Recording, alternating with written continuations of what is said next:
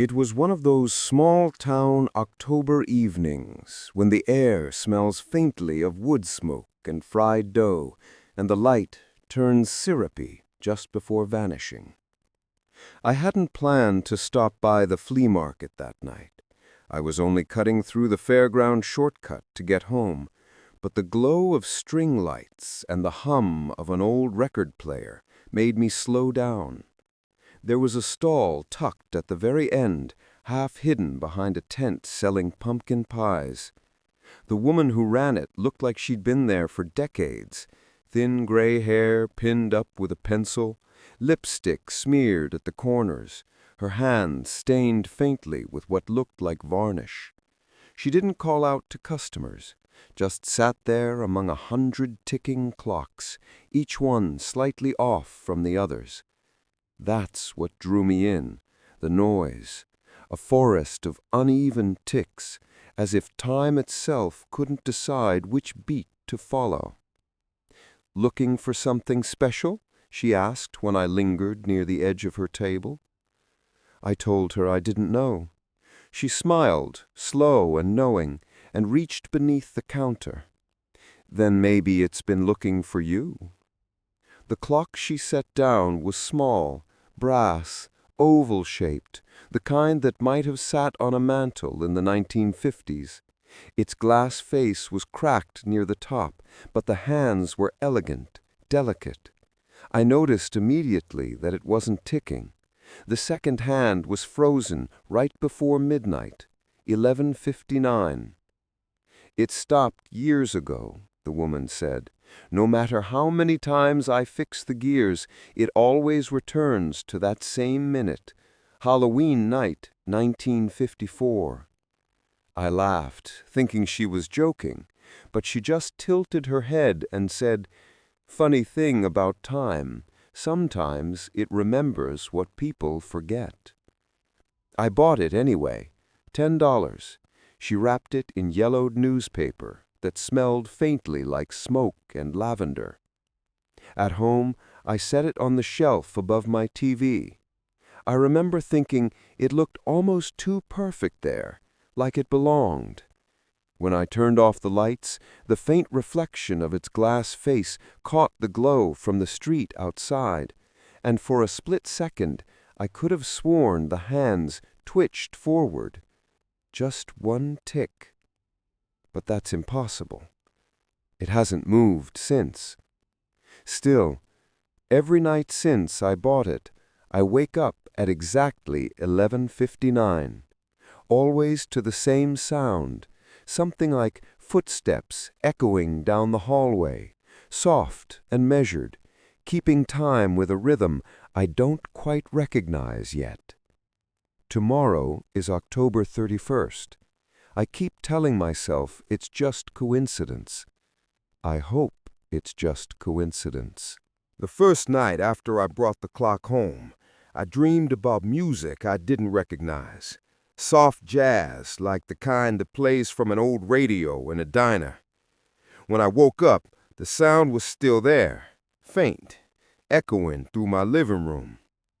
At first, I thought one of my neighbors left their TV on, but when I walked out, barefoot on the cold wooden floor, the music stopped completely. The only sound left was the quiet hum of my refrigerator. That's when I noticed the clock. It was ticking. The second hand, which had been frozen at 11:59 when I bought it, was moving again. Slow, steady, almost cautious, like it hadn't done this in years. I stood there watching it, half asleep, trying to make sense of it. Then it stopped, right where it always had. I tapped the glass. Nothing. It stayed still like it was mocking me. The next day, I took it down and checked the back. No batteries, no winding key, no reason it should have ticked at all. I told myself maybe I'd imagined it, but later when I left for work, I swore I could hear it faintly clicking again as I locked the door. That night, I couldn't sleep. Something about the air in my apartment felt different, thicker somehow, like it carried someone else's breath. Around midnight, I got up for water, and as I passed the clock, I froze. In the glass, I saw someone. Not clearly, more like the shimmer of a reflection behind me. A woman in a pale dress, her hair curled in that perfect mid-century style. She was standing by my kitchen window, smiling faintly, as if she knew me. When I turned around, the kitchen was empty. I checked every corner, every shadow, nothing. But when I looked back at the clock, the reflection was gone too. The only thing left was the faint scent of cigarette smoke, like someone had just been there, and the quiet tick, tick, tick that faded as the second hand slowed and stopped again. 11:59. I unplugged the lamp and went straight to bed, but even with my eyes closed, I could still picture her face, that soft, polite smile, the kind people used to give strangers on black and white film. And for some reason, I couldn't shake the feeling that I'd seen her somewhere before. By October 30th, I'd stopped trying to convince myself that the clock was just broken. It wasn't broken. It was waiting.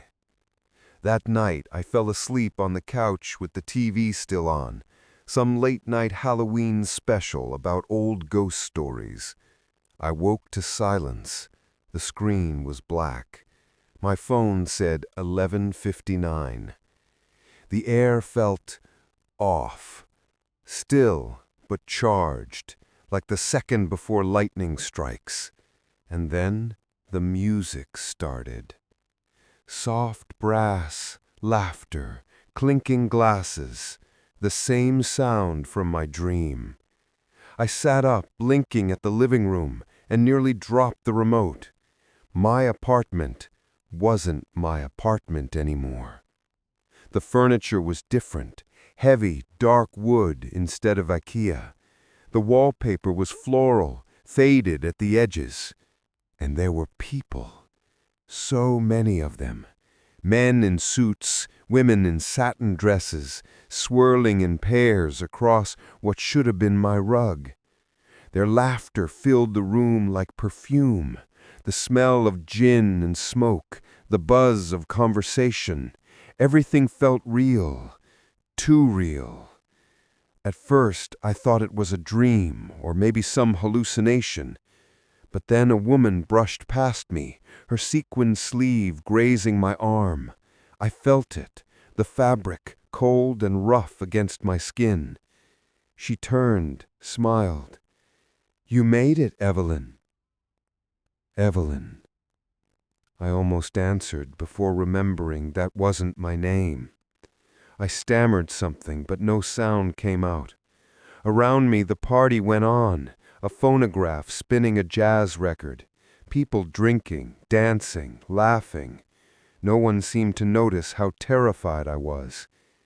Then a man appeared beside me, tall, handsome in that old-fashioned way, slick hair, suspenders, a cigarette hanging from his fingers. He looked at me like he'd been waiting years. "Thought you'd never come back," he said. "We've kept the place ready for you." The words made no sense. My throat went dry. "I don't understand. What is this?" He smiled, soft and sad. "Don't worry. It's almost midnight." Behind him, someone called out, "Henry, the countdown's starting." Everyone raised their glasses. A cheer went up. The phonograph needle scratched. Henry leaned close, so close I could smell the tobacco and aftershave on him. He said, "Stay this time. Don't disappear again." And then the clock struck 12. The room flashed, gold, then red, and all the lights died at once. When I came to, it was morning. My apartment was back to normal, except for the faint scent of smoke in the air and a lipstick stain on the rim of a glass I didn't own. The next morning, sunlight felt wrong. Too bright, too sharp, like the world was pretending to be normal while something underneath it had already changed. I didn't go to work. Couldn't. Every time I looked at the clock, my chest tightened. It sat perfectly still on the shelf, quiet, innocent, as if it hadn't hosted an entire ballroom full of ghosts the night before. By noon, curiosity won over fear. I decided to take it apart. I spread a towel on the kitchen table, found a tiny screwdriver, and started working at the brass casing. The back came loose easily, too easily. Inside, instead of neat gears, I found something folded tight, wedged behind the mechanism. It was a photograph, black and white, edges curled, smelling faintly of smoke and perfume. It showed a group of people gathered in a living room, men in suits, women in cocktail dresses, champagne glasses mid-toast. I recognized the room immediately. My living room. And there, in the center of the photo, was a woman who looked exactly like me. Same eyes, same smile, maybe a little softer. Her name, scrawled in neat handwriting on the back, made my stomach twist. Evelyn Hart, Halloween, 1954. Last night before the fire. The fire. My hands were shaking as I typed her name into my laptop. It didn't take long to find it. A newspaper archive from a local history website. Halloween tragedy claims 6 lives. Fire destroys family home. There was a photo of the aftermath. Charred walls, collapsed roof. The same street I live on now. Same address. According to the article, the party was supposed to be a farewell for a couple moving to California. A faulty wire, they said. Everyone trapped inside. The bodies were never recovered. I stared at the screen until the letters blurred. Then, just faintly, I heard it again, that music. It was coming from the living room. I walked slowly, barefoot, heart hammering. The clock was ticking again, and in the glass, behind my reflection, I saw them, the same people from the photograph, smiling, frozen, mid-toast. Only this time, they were looking directly at me. All except for Evelyn. She wasn't smiling anymore. She was standing a little closer to the glass, her eyes sharp, desperate, like she was trying to say something I couldn't hear. Then, one by one, they faded, leaving just my reflection, pale and shaking, and the hands of the clock frozen once again at 11:59. I didn't leave the house for 2 days. I told my boss I was sick, which wasn't exactly a lie. I felt feverish, restless, like something was crawling beneath my skin. Every noise made me jump. Every time I passed the clock, I felt its eyes on me, if clocks can have eyes. By the 3rd night, I couldn't stand it anymore. I needed to know more. I drove to the library just before closing, the kind of small-town place that still smells like dust and old paper. The librarian, a kind, older man with coffee-stained teeth, helped me dig through the local history section. There it was. The Hart House Fire, October 31, 1954. A 2-story home on Maple Hollow Road. 6 dead. Cause? Electrical fault. But there was something else, a detail I hadn't seen online. Rumors of a séance that night. The article said Evelyn Hart was a well-liked young woman with an interest in spiritualism. Her fiancé, Henry Wallace, was hosting a Halloween gathering for friends when the fire broke out. Witnesses from nearby houses reported strange flickering lights before the flames erupted. I traced my finger along the grainy newspaper photo. In the corner of the wreckage, someone had scrawled 11:59 on the wall in soot. I felt sick. When I got home, it was raining. Hard, cold October rain. My headlights flashed across my porch, and I froze. Someone was standing there. For a split second, I saw a woman in a vintage dress, drenched, her hair plastered to her face. But when I blinked, she was gone. Inside, everything was exactly as I'd left it, except for one thing: the smell. Smoke. Faint, but sharp. I ran to the living room. The clock was ticking again. The hands trembled at 11:58. I unplugged every appliance, checked every outlet, every candle. Nothing. The ticking grew louder, echoing through the walls. Then I heard it. Laughter. Muffled, distorted, like coming from the other side of a radio. I spun around. The reflection in the window showed a room full of people, dancing, drinking, cheering. But when I turned, my living room was empty. My heart pounded as the second hand reached 11:59. The lights flickered. A low hum filled the air, and from somewhere behind me, a man's voice whispered, smooth, calm, terribly close. "Almost midnight, Evelyn. Are you ready?" The room went black. When the lights came back, the clock had stopped again, and this time the glass was warm to the touch, as if it had just been through fire. That night, I didn't even try to sleep. I sat on the couch wrapped in a blanket, the lights all on, the clock facing away from me. I kept telling myself I'd get rid of it in the morning, smash it if I had to. But at 11:59, the apartment fell silent. Every sound, the hum of the fridge, the rain against the windows, even the ticking from my cheap kitchen clock, just stopped, like the world was holding its breath. Then came the knock. 3 slow, deliberate taps on my front door. Not a neighbor's knock. Heavier, old-fashioned, like knuckles on wood that wasn't there anymore. I froze. It came again. Knock, knock, knock. I went to the peephole. Nothing. No one there. Just the dim hallway light flickering. My hand was shaking as I gripped the handle, debating whether to open it. Then, from behind me, the old radio on my shelf turned on, by itself.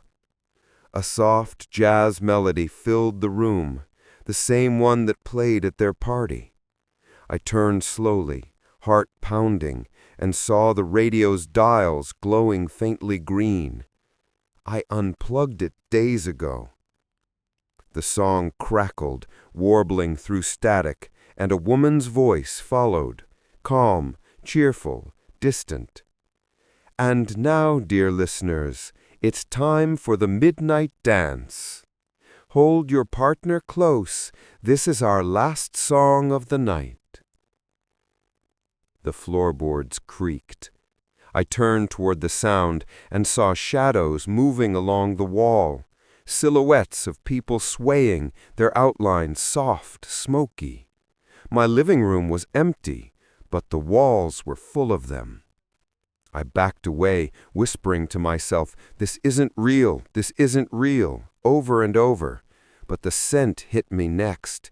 Cigarette smoke, perfume, gin, the thick, warm air of a party that shouldn't exist.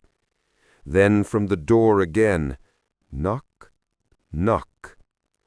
My breath caught. I stepped closer. My hand reached for the handle. I don't know why. Maybe curiosity. Maybe some force that wasn't mine. But before I could touch it, a voice on the other side said my name. Not Emily. Evelyn. Whispered like a secret. Soft. Pleading. Something inside me snapped. I turned and ran to the clock, grabbed it off the shelf, ready to throw it to the floor. but the moment my fingers touched the glass, it burned. The music stopped, the room went still, and faintly, beneath my fingertips, I heard the ticking again. Slow, heavy, echoing like a heartbeat. Then, silence. The hands of the clock had moved forward, just 1 minute. For the first time since I bought it, it showed 12 o'clock. And as I stared, I realized the second hand was still moving backward. By morning, the clock was dead again. No ticking, no glow in the glass, no trace of the smoky smell that lingered every night. But I couldn't shake what had happened. The hands moving backward, the voice calling my name, her name. I should have left, packed a bag, found a hotel, burned the damn thing if I had to. But something held me there. Not fear, exactly. More like gravity. Like the house didn't want me to go. October 31st. Halloween. All day the sky hung low and gray, like it was waiting too. I spent hours pacing, trying not to look at the clock. I unplugged everything, drew the blinds, and left every light off when the sun went down. But when my phone buzzed, I saw the time. 11:58 p.m. 2 minutes. My chest felt tight, my throat dry. I sat on the floor with my back against the wall, staring at the shadow of the clock on the opposite side of the room. The silence was so thick it made my ears ring. Then, faintly, the soft hiss of a record starting. I looked up, the air shimmered like heat above pavement. And suddenly the shadows shifted. The room changed. The walls stretched higher, the ceiling curved, and my small apartment became something else. A grand old ballroom, glowing with golden light, velvet drapes, crystal glasses clinking, a jazz band in the corner, their instruments shining like wet metal. Dozens of people filled the space, dancing, laughing, spinning in circles, and they all turned toward me at once. A woman in a pearl necklace whispered, "She's here." A man raised his glass. "Welcome home, Evelyn." I tried to speak, but my voice didn't come out. My legs moved on their own, drawn forward, and when I glanced down, my jeans and sweatshirt were gone. In their place was a pale blue dress, satin, cinched at the waist, warm under the glow of chandelier light. The band played louder, swelling into a slow, dreamy waltz. Someone reached for my hand. Henry. He looked exactly as before, tall, clean-shaven, a quiet smile tugging at the corners of his mouth. He smelled faintly of smoke and cologne, like he'd just stepped out of 1954. "Don't be afraid," he said softly. "You came back. That's all that matters." He guided me to the center of the floor. I wanted to pull away, to ask where I really was, what was happening, but the warmth of his hand felt real. His touch steadied me. We danced.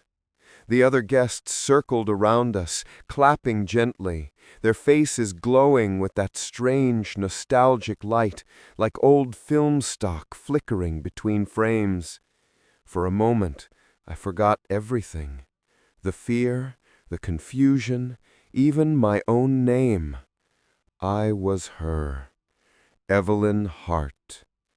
And when Henry leaned close, his breath brushed my ear. "This time," he whispered, "you can stay." Then the clock began to chime. 1, 2, 3. The air shifted. warm turning cold, laughter turning to screams.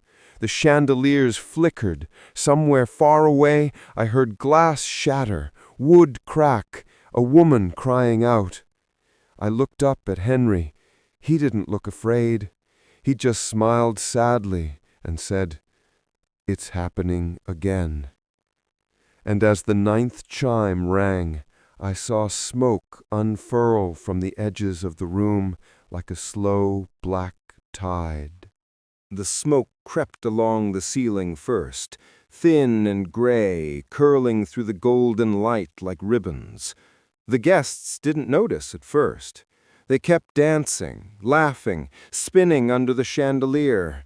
But then the lights flickered again, and the air began to change, warmer, heavier. Someone coughed, then another. A woman near the piano screamed. Henry's hand tightened around mine. "Don't run," he said, his voice low, steady. "What's happening?" I whispered. My dress clung to my skin, already damped from the heat. "Henry, what is this?" He looked at me with something like pity. "You don't remember, do you?" Before I could answer, the band stopped. The record on the phonograph scratched and skipped, looping the same half-second of music over and over until the sound warped into a horrible hiss. People began rushing toward the doors, but when they pulled, nothing opened. The handles were glowing red-hot. I saw a man beat his fists against the glass until they bled, screaming, but the sound came out muffled, distant, like it was happening underwater. Henry turned back to me, calm in the chaos. "We tried to leave once too. Every year we try." "What are you talking about?" He took my face in his hands, eyes dark and glassy. "You promised to stay this time. Don't you remember, Evelyn?" "I'm not her," I shouted, but even as I said it, something inside me wavered, a flicker of memory that wasn't mine. The smell of smoke, the heat on my back, the sound of my own laughter moments before it turned into a scream. "You said you'd dance with me until midnight, and we never made it." The chandelier cracked above us, raining sparks. Someone shouted my name, "Evelyn," in a dozen voices at once.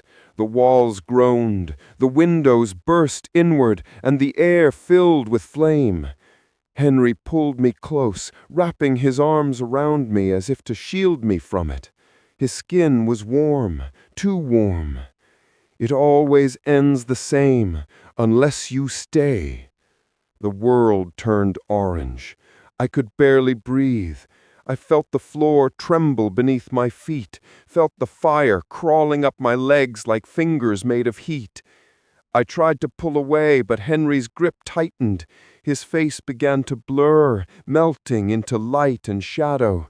"Stay," he whispered again, and his voice wasn't calm anymore. It cracked, desperate. "Stay with us this time."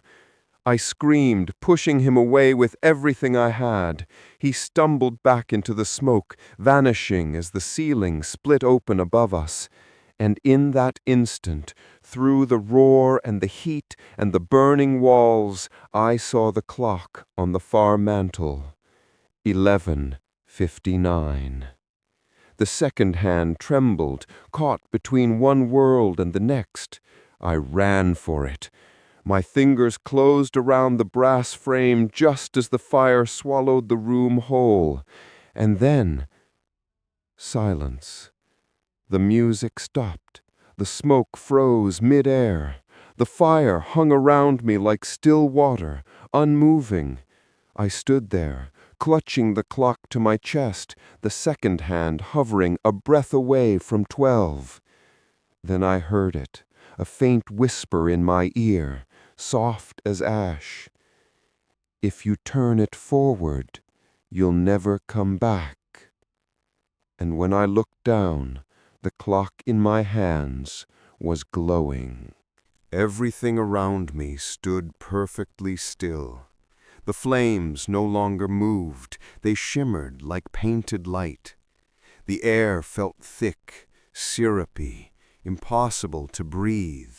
My dress had stopped fluttering, smoke frozen mid-swirl around my body like a photograph left too long in the dark room. The clock pulsed in my hands, warm, alive, heartbeat steady. Its brass edges burned against my palms, but I couldn't let go. The second hand trembled, caught between 11:59 and 12, refusing to choose. Somewhere behind me I heard Henry's voice, soft, distant, stretched thin through time. "You can end it, Evelyn, or begin it again." I turned, and there he was, standing in the still air, his outline wavering like candlelight under water. His eyes were full of something deeper than sorrow. Maybe exhaustion. Maybe guilt. "What happens if I move it?" I asked. My voice echoed strangely, as though the room itself was listening. He hesitated. "We burned before the clock struck 12. Time never finished for us." He stepped closer, reaching for the clock. "You can free us, but once you do—" The air shuddered. A low rumbling sound rolled through the walls, like thunder trapped in a bottle. The frozen guests began to flicker, their smiles breaking, their skin paling into smoke. "Henry, what happens to me?" He looked away. "Every fire takes something." The room began to move again, slowly at first. The flames exhaled, the air roared, glass shattered in the corners. The suspended minute was ending. I clutched the clock tighter. The heat was unbearable now. My hands blistered against the metal. I could smell my own skin burning, though I didn't feel pain, just pressure, light, time collapsing inward. Tick, tick. The second hand jerked forward. 12 o'clock. Everything exploded. A white flash swallowed the walls, the ceiling, the guests, the sound of their screams, Henry's face, all of it gone in one blinding instant. I was falling, spinning, weightless, inside a roar of wind and light. When it stopped, there was nothing left but silence. The kind of silence that has weight. I opened my eyes. I was standing in the middle of my apartment. The walls were untouched. The clock lay on the floor, its glass cracked, faint smoke rising from its edges. I sank to my knees. My hands were clean. No burns, no soot, but the smell of fire clung to my hair, to the air, to everything. And then I saw the time. 12:01. The clock had finally moved forward. I should have felt relief. Instead, the world felt wrong, shifted. The light from the street outside was duller, tinted sepia, and when I caught my reflection in the window, my breath caught. The woman looking back wasn't me. Same face, same eyes, but her hair was curled perfectly in a 1950s wave, her dress pale blue satin. And behind her reflection, faint but unmistakable, Henry, standing in the dark, smiling. You stayed. When I woke up, daylight was spilling through the windows. The fire was gone. The music, the smoke, the ghosts, all of it felt like a nightmare that had evaporated with the night. Except the clock was still there. Cracked. Quiet. Stopped forever, at 12:01. I sat on the floor for a long time staring at it. My apartment was normal again, the smell of burned wood replaced by the faint sweetness of dust and sunlight. For the first time in weeks, everything looked ordinary, but ordinary felt wrong. The photo of Evelyn Hart was gone. The radio, too. Even the faint stain of lipstick on the glass had vanished. I told myself it was over. I even laughed a little, a sharp, dry sound that didn't feel like mine. Around noon, I wrapped the clock in a towel and drove to the flea market where I'd bought it. The woman was there. Same gray hair, same lipstick, same stillness. She smiled when she saw me, as though she'd been expecting me. "You're returning it?" she asked. "Yes," I said. "It's broken." She tilted her head. "It is always is." I set the wrapped clock on her counter and turned to go, but she stopped me. "It's funny," she said, voice low, almost kind. "It always finds its way home." I didn't look back. I just walked away, fast. I got in my car, slammed the door, and didn't stop shaking until I was halfway across town. That night, I tried to sleep. I really did.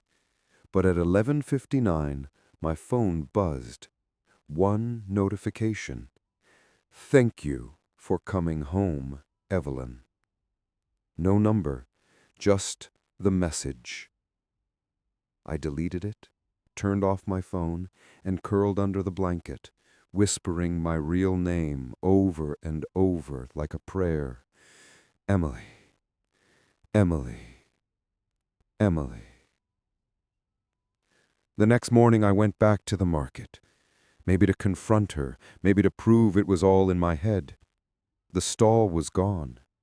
The space where it stood was empty, except for a scrap of yellowed newspaper fluttering in the breeze. I bent to pick it up. It was an old advertisement. A photo of the same brass clock, clean and shining. At the bottom, in faded print, it said, "Estate Sale, Hart Residence, October 1955. A shiver ran through me. And somewhere in the distance, faint and soft, I swear I heard it. A single tick. Weeks later, a new girl moved into my building. I met her in the hallway carrying groceries. She seemed nice. Fresh start, she said. Bought some furniture at the weekend market. When she turned to unlock her door, I saw it. The brass clock under her arm, cracked glass, frozen hands, 11:59. She smiled at me and said, "Funny thing about time, sometimes it remembers what people forget." And I swear, just for a second, she looked exactly like me.